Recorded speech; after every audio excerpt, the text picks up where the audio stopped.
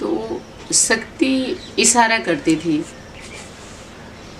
कि पहले बाबा मुरली नहीं चलाते थे, और दूसरा ये था कि आदि में ऐसे ऐसे बच्चे थे जो मम्मा बाबा को भी ड्रिल कराते थे और डायरेक्शन देते थे, टीचर होकर बैठते थे। आज वो यज्ञ में नहीं है।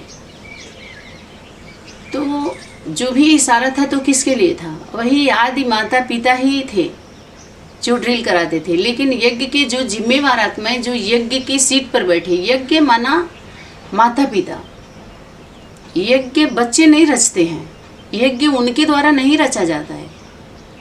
आप सभी देखिए, जो प्रजापिता ब्रह्मा कुमारी ईश्वरी विश्वविद्यालय के द्वारा जो गीता ज्ञान के आधार पर जो उनका पथ प्रदर्शनी चित्र बना हुआ है, पथ प्रदर्शनी चित्र पर जो भी चित्र बनाए गए हैं, तो जो चित्र बने हुए हैं तो क्या प्रैक्टिकल स्वरूप उसका दे सकते हैं? उस मंजिल का रास्ता उसमें है। जैसे आप मार्ग दिए हैं, पथ माने रास्ता, उस रास्ता पर प्रदर्शन किया गया है। और मंजिल तो दूर है, मंजिल तो वह होगा हम आत्माओं को जो हम पुरुषार्थ, जो लक्ष्य दिया गया, जो हम पुरुषार्थ किए। तो पुरुषार्थी कौन होता है? परमार्थी कभी पुरुषार्थी नहीं होता है। क्यों? क्योंकि वो निस्वार्थी होता है। निस्वार्थ परमार्थ अर्थ जो होता है वो निस्वार्थ होता है, और जिसके अंदर स्वार्थ होता है वो परमार्थी होता ही नहीं है, वो पुरुषार्थ करता है। आप समझिए, जैसे राजनीतिक व्यवस्था में जब हम स्कूल में पढ़ने जाते हैं तो जितने भी स्टूडेंट होते हैं उसमें से निकलते हैं तो कोई चोर हो जाता है, कोई सब्जी बेचने जाता है, कोई डॉक्टर होता है, कोई इंजीनियर होता है, कोई मास्टर होता है, कोई नृत्य कला में जाता है, कोई पाक कला में जाता है, कोई हीरो हीरोइन के लाइन चुन लेता है। माना कहीं भी वहाँ से अपने जीवन को एक समय सीमा निर्धारित होता है उनको शिक्षा लेने का। उसके बाद धीरे धीरे सब चले जाते हैं ना, छोड़ दिया जाता है ना उनको। ऐसे ही अगर विद्यालय के नाम पर विद्यालय खोला गया है तो एक समय तक उनको रूहानी गवर्नमेंट का बता करके उनको सर्विस दीजिए, उस प्रकार के उनको सेवा सर्विस दीजिए। और सेवा सर्विस के नाम पर हम इतना सहयोग ले रहे हैं और सबका उसमें तो रोजगार छीन लिया जा रहा है। कभी इस पर ध्यान दिया जा रहा है क्या? यही तो आवाज़ उठाई गई सनातनी से कि मुरली और अव्यक्त वाणी जो हम बोल रहे हैं, तो अव्यक्त वाणी को आप उठाइए। अव्यक्त वाणी क्या है? मैसेज है। किसका मैसेज है? मैसेंजर का मैसेज है। बाप दादा का मैसेज दिया गया है अव्यक्त वाणी में। अव्यक्त वतन में जब दादी के तन में शक्ति प्रवेश करती थी तो दादी क्या होती थी? विस्मृति में चली जाती थी, अव्यक्त हो जाती थी। अव्यक्त तन माना शक्ति उस तन में व्यक्त नहीं हो रही है। मनसा वाचा कर्मणा से शक्ति व्यक्त होकर के कोई कार्य नहीं कर रही है, कुछ भी नहीं बोल रही है। तो शक्ति व्यक्त नहीं होने का कारण क्या है? ये भी हम समझें कि शक्ति व्यक्त नहीं हो रही है, इसका मतलब क्या है? शक्ति अव्यक्त है और जिसके ऊपर बात कर रही है, जिसकी बात कर रही है, वो भी वहाँ तन व्यक्त नहीं है। पर्सनालिटी जैसे आत्माएं तो सब व्यक्त हैं, भाई बहन व्यक्त हैं, जिम्मेवार आत्माएं व्यक्त हैं, व्यक्त कारोबार भी चल रहा है, सभी कुछ। लेकिन जिसके ऊपर बात चल रही है, जिसकी बात चल रही है, वो भी व्यक्त नहीं है। शरीर से अगर है भी तो विस्मृति में है। चलो आना जाना भी कर रहा है, जो किया उस जन्म में, जो भी जब भी वाणी चली 69 से ही तो वाणी चल रही है ना। तो आप उनके लिए जो देव आत्माएं होती हैं, तो देवी देवता को स्मृति दिलाने वाला कौन होगा? महादेव और महादेवी, आदि माता पिता, परम पिता परमात्मा, वही गीता पति भगवान और गीता माता। तो उस क्वालिटी की जो आत्माएं होती हैं, कोटि माने विस्तार में चले जाते हैं बुद्धि, कोटि नहीं क्वालिटी है। तो उस क्वालिटी की आत्माओं को तो सिर्फ इशारा था। देव आत्माएं तो सिर्फ इशारे से समझते हैं। तभी तो वाणी में बार बार शक्ति इशारा दे रही है कि बाप दादा को बच्चों की मेहनत देख रहम आ रहा है। बच्चे मेहनत क्यों कर रहे हैं? कोई बच्चा जन्म लेता है अपने परिवार में तो वो मेहनत नहीं करता है। माता पिता की प्रॉपर्टी के लिए, दादा बाबा की प्रॉपर्टी के लिए वो कोई पुरुषार्थ की पद्धति नहीं बनी हुई है हमारे परिवार में, हमारे गृहस्थ आश्रमों में। जो आज गृहस्थियों की हस्ती गिर गई, गिरा दी गई, जबकि उनको गृहस्थ में रहकर उस गृहस्थ को ही आश्रम बनाना था। और माता पिता बाप दादा को, जो बाप दादा का होमवर्क था माता पिता के लिए और पूर्वजों के लिए, जो अनन्य बच्चे हैं उनके लिए, उनको बुलाना था। ऐसा हुआ नहीं। हम उस आश्रम को जब हमारे घर में हमारी मनोस्थिति, चलो हमारा तन एक मंदिर है या तन घर है, तो विराट रूप विष्णु और वैष्णवी का है, जो परम पिता परमात्मा है, उनके अंदर पूरा सिस्टम है। स्पेस ज़्यादा है। जैसे मोबाइल, आप 10 मोबाइल रख दीजिए तो 10 मोबाइल में 10 में बराबर स्पेस हो, ऐसा नहीं हो सकता ना। किस में तो बहुत ज़्यादा आप अपने अनावश्यक भर के रखे हैं, हर फाइल में भर के रखे हैं, तो जो ज़रूरत का रहेगा वो एक्सेप्ट ही नहीं करेगा। व्यर्थ वाला जब आप डिलीट करेंगे तभी तो जो ज़रूरत है, जिससे आप समर्थ बन सकते हैं, समर्थी आती है, तब तो उसमें वो भरा जाएगा। जब पहले का निकाला जाएगा, खाली करेंगे तब तो भरेंगे ना उसमें। तो ऐसे हमारी बॉडी का जो उन्होंने जो उदाहरण दिया गाड़ी का, तो हमारे सनातन में अगर कहीं भी हम इन सभी विषयों पर समझते हैं तो गाड़ी का भी उदाहरण दिया गया है, घर का भी उदाहरण दिया गया है, कुटिया का भी उदाहरण दिया गया, हमारे बॉडी को मोबाइल का भी उदाहरण दिया गया है। सनातनी में मोबाइल के सिस्टम से समझिए, हर एक की बॉडी एक मोबाइल है, जैसे हर एक की बॉडी एक गाड़ी का उदाहरण दिया गया। तो एक मोबाइल है, मोबाइल में क्या है, सिम भी है और मेमोरी भी है। सिम को क्या करते हैं, रिचार्ज कराते हैं, एक प्रोसेस है उसका। जब तक आप सिम को खरीदने के बाद, जब तक आप आधार कार्ड नहीं देते हैं, तब तक सिम का जो नंबर है एक्टिवेट नहीं होता है, आप उससे बात नहीं कर सकते। उसके बाद उसको रिचार्ज कराना पड़ता है, बैटरी को चार्ज करना पड़ता है, मेमोरी को खाली रखना पड़ता है, तब तो कुछ कर सकते हैं। बिना चार्ज के और बिना रिचार्ज के आप कुछ व्हाट्सएप या फेसबुक कुछ चला सकते हैं क्या? एक दूसरे से संपर्क कर सकते हैं क्या? जब आप मिलाएंगे तो कहेंगे आपका वैलिडिटी डाटा ख़त्म हो गया है, आपका जो डेट है, जो वैल्यू थी वो ख़त्म हो गई, जो समय दिया गया था वो ख़त्म हो गया, जो आप भराए थे, बैटरी आपकी डिस्चार्ज हो चुकी है। तो वैसे आता है ना, और एक डेड हो जाता है। ऐसे ही चार्ज रिचार्ज का एक सिस्टम है। हर आत्मा की जो मेमोरी है, सिम है, सीमा के अंदर रहने के लिए होता है। असीमित अनलिमिटेड तो बाप का ही नहीं है। बाप को ही वाणी में इशारा था कि बाप भी ड्रामा के बंधन में बंधा हुआ है, तो आत्माएं नहीं बंधन में बंधी हुई। ये मर्यादा का बंधन जरूरी होता है, एक परिवार में अनुशासन जरूरी होता है। ऐसा नहीं है कि अपने परिवार में बच्चे अपने माता पिता के आज्ञा पालन करते हैं, आज्ञा का, तो दास दासी का उनको एक प्रलोभन दे करके और उनको अमर्यादित कर दो और उनके भाग्य का, उनके पद का लालच दे करके उनको डाउन कर दो कि तुम्हें पद नहीं मिलेगा, तुम चंडाल बनोगे, तुम निष्कासित हो जाओगे। ये सब क्या है? अपने घर में आप माता पिता की आज्ञा का पालन करते हैं तो क्या ऐसा भाव रहता है क्या कि हम दास दासी बनेंगे? क्या लौकिक परिवार में हमारे ऐसा कोई विषय दिया जाता है क्या कि आप ये पूजा पाठ अपने पिताजी का कर लो, चढ़ावा चढ़ा लो, व्रत रख लो तो बाप दादे का प्रॉपर्टी मिलेगा आपको? ऐसा कोई पूजा पद्धति तो नहीं है। ऐसे ही हमारे परिवार में जो बाप दादा के द्वारा जो गीता ज्ञान उतरा, तो 83 के अव्यक्त वाणी के होमवर्क में आप देखिए, अव्यक्त वाणी इस संस्था में आप भाई बहनों के द्वारा क्यों नहीं उठाया जाता है? आप लोग उठाइए और अपने को रिवीजन रियलाइजेशन कर लीजिए, क्योंकि उसमें शक्ति जो क्वेश्चन पूछ रही है, बाप दादा जो पूछ रहे हैं, उस पर वर्क हो नहीं रहा है, उसको पूरा नहीं किया जा रहा है, उसको संपन्न नहीं किया जा रहा है, उस पर ध्यान नहीं दिया जा रहा है। इसलिए बस मुरली रिपीट होती रहती है, क्योंकि उसमें क्वेश्चन नहीं है उतना। तुम ये थे, तुम स्वर्ग में ये बनोगे, तुम्हें किसी के उसमें नहीं जाना है, तुम अपने आत्मा को देखो, बिंदु को उसमें देखो, उसमें देखो। कार्य कौन करेगा? अगर बिंदु को ही देखना तो अपने घरों में ही बिंदु बिंदु को देख लें। इतनी बड़ी व्यवस्था बना के, यूनिवर्सिटी खोल के, गीता पाठशाला खोल के, सबके द्वारा सबका शोषण क्यों किया जा रहा है? सबका पोषण क्यों नहीं हो रहा है? प्रचार प्रसार की तरफ क्यों जा रहा है? क्या दादी के तन में जो शक्ति आकर के होमवर्क दी, उस पर वर्क क्यों नहीं हो रहा है?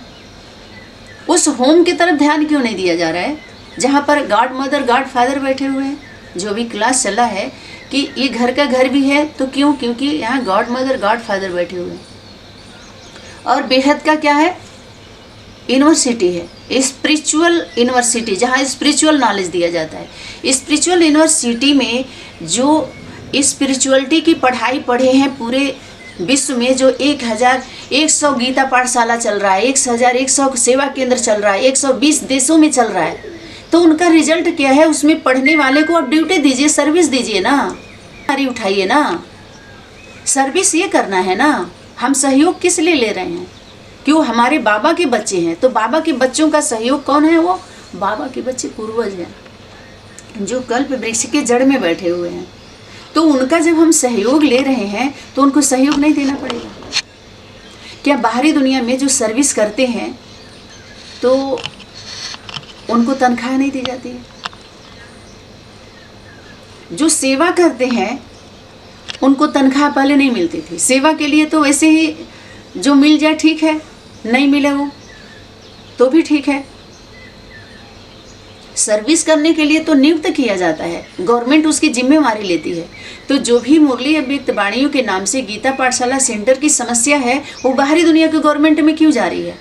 हमारी ईश्वरीय गवर्नमेंट नियुक्त क्यों नहीं की जा रही है? क्या हेड ऑफिस है तो कि हेड ऑफिस में जो संचालित किया गया है, संचालन किया जा रहा है उनके देख रेख में, तो वहाँ की समस्या को रिसीव कर रहे हैं क्या? बाहरी दुनिया के गवर्नमेंट में, सत्ता में, राज्य सत्ता में, राज्य की व्यवस्था में,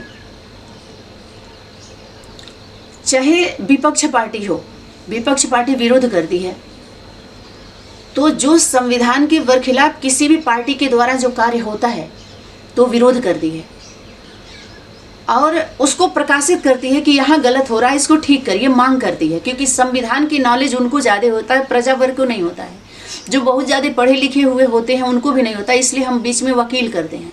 वकील कानून की पढ़ाई पढ़े होते हैं, संविधान के कानून का उनको नॉलेज होता है, आम पब्लिक को नहीं होता। हमारे आप जैसे को नहीं पढ़े हैं तो उतना नहीं होगा। तो हमें हेल्प चाहिए। स्पिरिचुअल गवर्नमेंट का हेल्प राजनीति वाले लें, राज्य सत्ता वाले, राजनीति वाले, और राजनीति वाले का हेल्प कौन ले?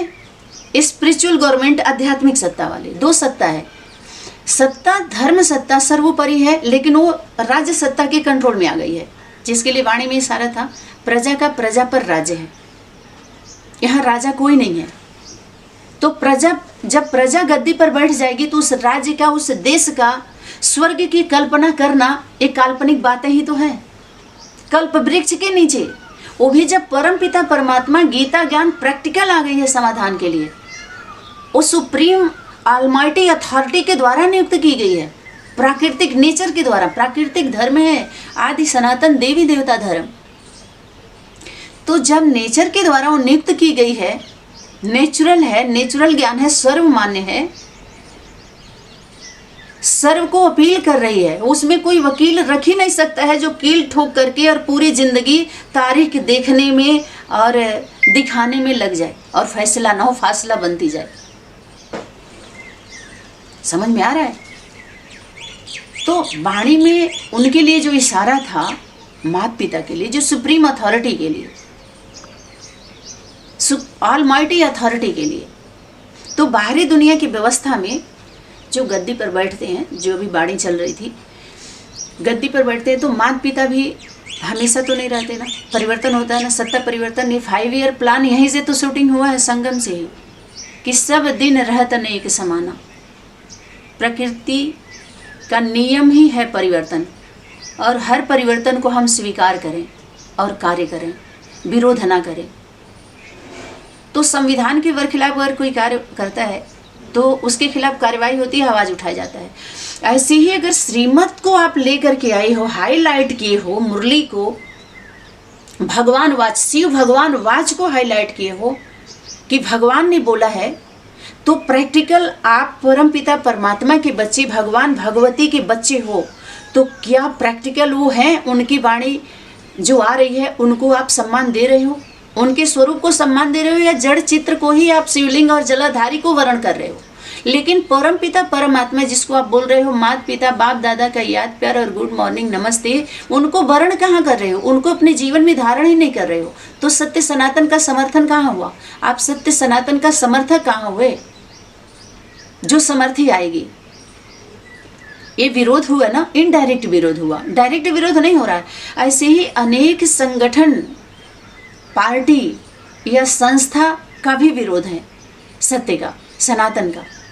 सनातन माना सभी धर्म के अनुयायियों को, धर्म के नाम पर सत्य सनातन का नाम लेकर कार्यकर्ता, प्रवक्ता, वक्ता जो भी हैं, उनके फॉलोअर, स्टूडेंट, वो सभी को सत्य सनातन में समा देना चाहिए। उस सूर्य के प्रकाश में अपने को मर्ज कर देना चाहिए। अलग हो करके, अलग अलग हो करके अगर हम अपना संगठन बनाएंगे या अपना मंदिर, मस्जिद, गिरजाघर, गुरुद्वारा बनाएंगे तो क्या होगा? टूट जाएगा। और चारों अगर एक हो जाते हैं, चार भाई, जिसको बोला ब्रह्मा, माँ ब्रह्मा, बाप के पुत्र, मनु शतरूपा के पुत्र पुत्री कौन थे? सनत, सनातन, सनंदर और सनत कुमार। तो ये चारों हिंदू जो हिंसा को दूर करने के लिए जो संकल्प लिए, हिंदू के नाम से प्रसिद्ध हुए। और मुस्लिम धर्म प्रसिद्ध हुआ, ईसाई धर्म, बौद्ध धर्म प्रसिद्ध हुआ, जो बोध कराने की जिम्मेवारी थी। इस्लाम को, इस्लाम को मानने का जो सत्य सनातन ला है, मानने की जिम्मेवारी थी। और इस का जो ईश्वर का जो स्वर है, जो शासन करने वाला है, उसके आने का जो परिचय देना था और जो बोध कराना था, इन विधियों से मुक्त कराना था इन पुत्रों को। जो चार शेर दिखाए ना, भारत माता, यज्ञ माता, गीता माता, चार शेरों को सवारी की है और कंट्रोल की है। वो नारी शक्ति है। गीता ज्ञान से वो कंट्रोल में आ नहीं रहे। लगाम लगाना माने ही कंट्रोल, वो आसानी से सवारी नहीं दिए हैं। तो गीता ज्ञान से ये क्या होना? कंट्रोल करना। कंट्रोलिंग पावर है गीता ज्ञान में, कंट्रोल करने की पावर है, क्षमता है। सनातन को इसीलिए लोग नहीं मान रहे हैं कि हिंदू धर्म की तरफ प्रकाशित कर रहे हैं लोग। हिंदू अलग है और सनातन अलग है। सनातन माने सबको सान लेने वाला, समा लेने वाला, ठिकाना देने वाला, सहन करने वाला। वो तन है, वो तन पुराना तन है, मनुष्य सृष्टि का वो तन है। सुप्रीम अथॉरिटी, जैसे राष्ट्रपति प्रधानमंत्री के कंट्रोल में चलती है ना राजनीतिक व्यवस्था, उसके बाद हर राज्य में सीएम बैठाए जाते हैं जो पीएम के द्वारा कंट्रोल किए जाते हैं। उसके बाद हर जिला में डीएम बैठाए जाते हैं, हर ग्राम में प्रधान बैठाए जाते हैं। तो एक राज्य सत्ता की व्यवस्था की कंट्रोलिंग कैसे होती है?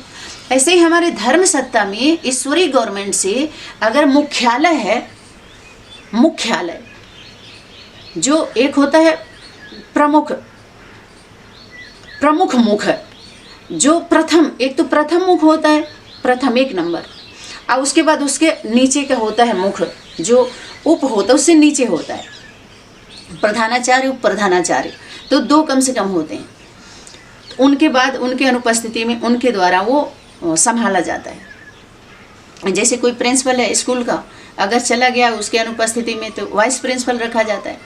ऐसे ही हमारी कंपनी हो या हमारे देश दुनिया का हिसाब किताब जो व्यवस्था हो, उसमें कम से कम 2-3 रखे जाते हैं। इसलिए हमारे त्रिमूर्ति की व्यवस्था बनाने के लिए हमारे वाणी में इशारा था कि त्रिमूर्ति एक्यूरेट त्रिमूर्ति, ये त्रिमूर्ति एक्यूरेट नहीं है, इसको ये त्रिमूर्ति वर्थ नाटे पेनी है, ये त्रिमूर्ति का एक चित्र एक्यूरेट नहीं है। तुम बच्चों को त्रिमूर्ति का एक्यूरेट चित्र निकालना है।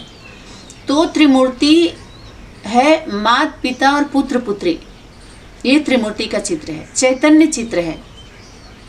जो चैतन्य, जब गीता माता हमारे यज्ञ में जब प्रैक्टिकल स्वरूप उनका होता है, यज्ञ माता का, जो हम यज्ञ के नाम पर, अब जरा सोचिए पूरे विश्व में जो हम सेवा ले रहे हैं, सहयोग ले रहे हैं सेवा के नाम पर, तो हमें सहयोग देना भी पड़ेगा ना। जनता का सहयोग गवर्नमेंट नहीं करती है, व्यवस्था बनाती है कि नहीं बनाती है, उन्हीं का।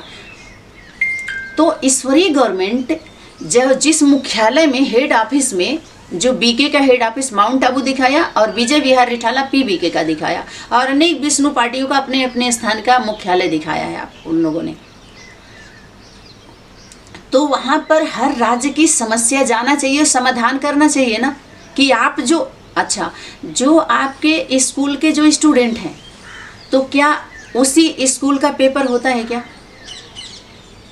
क्या उसी स्कूल से रिजल्ट निकलता है क्या? कि आउटसाइड से बोर्ड का पेपर होता है तो आउटसाइड से पेपर आता है और वहाँ से रिजल्ट निकलता है फेल और पास का। उसके बाद वहाँ से जो गवर्नमेंट होती है, गवर्नमेंट की व्यवस्था में मार्कशीट लेके जाते हैं फेल पास का, अपना चरित्र सर्टिफिकेट या जो भी उनका रहता है शिक्षा व्यवस्था का, तो लेके जाते हैं। तब उनको बाकायदे उन सभी जो उनका शर्त होता है गवर्नमेंट का, जो फार्म निकलता है, फार्म भरते हैं, उस योग्य होते हैं तो उसके बाद वहाँ से नियुक्ति पत्र मिलता है। तब वो ड्यूटी सर्विस तब कहा जाता है। या ऐसे ही कोई थोड़ा बहुत आपको बोलने आ गया तो आप हॉस्पिटल खोल लोगे, आप टीचर बन जाओगे, गवर्नमेंट का ईश्वरी का नाम का बोर्ड लगा दोगे, आध्यात्मिक विद्यालय का नाम बोर्ड लगा दोगे और जो चाहे वो बोलने लगेंगे। कोई कृष्ण के नाम पर प्रवचन देगा, कोई हनुमान के नाम पर प्रवचन देगा। जैसे कि बाहरी दुनिया में दिया जा रहा है ऐसे ही अंदर की दुनिया में भी दिया जा रहा है। तो ये कहाँ से संचालित हो रहा है, इसका कंट्रोलर कौन है? क्या राज्य सत्ता में जैसे कंट्रोल करके जो व्यवस्था बना करके जो चल रहा है, ऐसे धर्म सत्ता में अगर ये व्यवस्था बना दी गई होती तो क्या धर्म सत्ता राज्य सत्ता के कंट्रोल में आती?